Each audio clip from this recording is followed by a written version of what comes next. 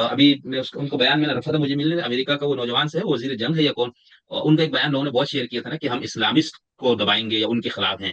تو اس کو ہمارے یہاں بہت لوگوں نے کہا دیکھو یار اسلام کے خلاف جنگ لڑ رہے. تو حالانکہ یہ جو ہم لوگ یہ ریسرچ وغیرہ اس پہ جو لوگ اس ٹاپک پہ کرتے ہیں تو وہ ظاہر سے اسلامسٹ اور مسلمان، اسلامزم اور اسلام وغیرہ میں فرق رکھتے ہیں. یعنی وہ ایک خاص تعبیر ہے جس کی وجہ سے پھر عالمی جہادی تحریکات وجود میں آئی. ہم نے باطل نظام کو ختم کرنا ہے، طاغوت کو پلٹ دینا ہے، اور اس جی کو ختم کرنے کے لیے ایک جو آپ کے پاس آخری ذریعہ ہے اور جو خدا نے آپ کو بتایا وہ ہے جہاد. یعنی تلوار کے ذریعے آپ نے لڑ کے اور یہ مودودی صاحب، سید قطب صاحب، امام خمینی، امام خامنہ، سب کی یہاں یہ فکر پائی جاتی ہے. اس میں کوئی یعنی بندہ چیلنج نہیں کر سکتا، ان کی تحریریں موجود ہے.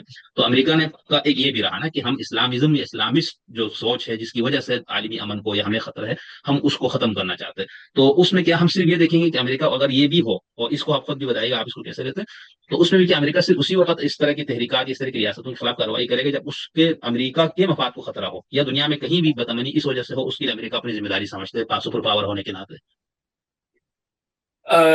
میرا خیال ہے کہ امریکہ کو صرف اپنے مفادات سے غرض ہے، اسے اور چیزوں سے نہیں ہے. ورنہ پھر دیکھیں آپ، امریکہ افغانستان سے نہ نکلتا. اگر اسے بالکل مکمل ختم ہی کرنا ہوتا ہے اسلامسٹوں کو، تو وہ کیوں نکلتا افغانستان سے؟ امریکہ کا اپنا مفاد، یعنی امریکہ کو اچیو کرنا تھا، القاعدہ کو توڑنا تھا، یا طالبان کو اس قابل نہیں چھوڑنا تھا کہ وہ باہر جا کے کاروائیاں کر سکیں.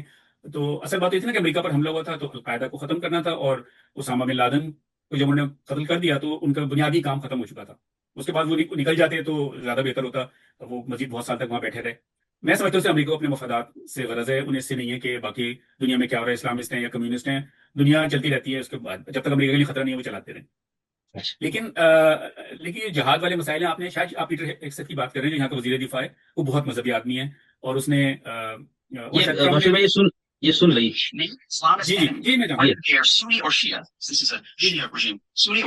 تو یہ اس پہ لوگوں نے کہا بھائی اسلامی ہوں. اسلام کے خلاف یہ نہیں کہتا. یہ نہیں نہیں، یہ اسلام کے خلاف تو کہنا ویسے بہت وہ ڈائریکٹ ہو جائے گا. امریکہ کے وزیر دفاع کو یہ بات نہیں، وزیر دفاع یا وزیر جنگ کہہ لیں، اسے یہ بات نہیں کہنی چاہیے تھی. لیکن اس کا ایک بیک گراؤنڈ ہے اس شخص کا، اس بات کا نہیں، اس شخص کا ایک بیک گراؤنڈ ہے. وہ بہت سخت مذہبی قسم کا آدمی ہے.